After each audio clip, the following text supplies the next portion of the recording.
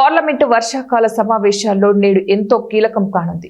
కేంద్ర హోంమంత్రి అమిత్ షా బుధవారం లోక్సభలో ఎంతో ప్రాధాన్యత కలిగిన 3 బిల్లులను ప్రవేశపెట్టనున్నారు.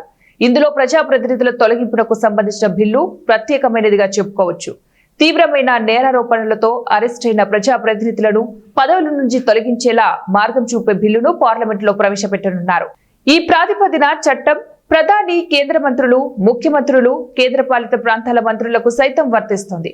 5 ఏళ్లు అంతకు మించిన కాలం జైలు శిక్ష విధించదగిన నేరానికి సంబంధించి సిట్టింగ్ మంత్రి, ముఖ్యమంత్రి లేదా ప్రధానమంత్రిని వరుసగా 30 రోజులు అరెస్ట్ అయినా లేదా కస్టడీలో ఉన్న 1 నెలలోపు వారు తమ పదవిని కోల్పోవలసి ఉంటుందని బిల్లులో పేర్కొన్నారు.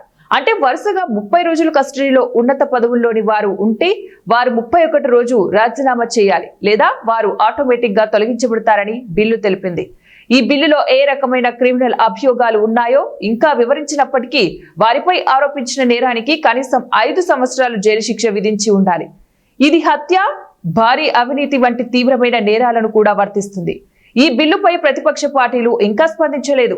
ఈ బిల్లు గురించి మరిన్ని వివరాలు తెలియాల్సి ఉంది.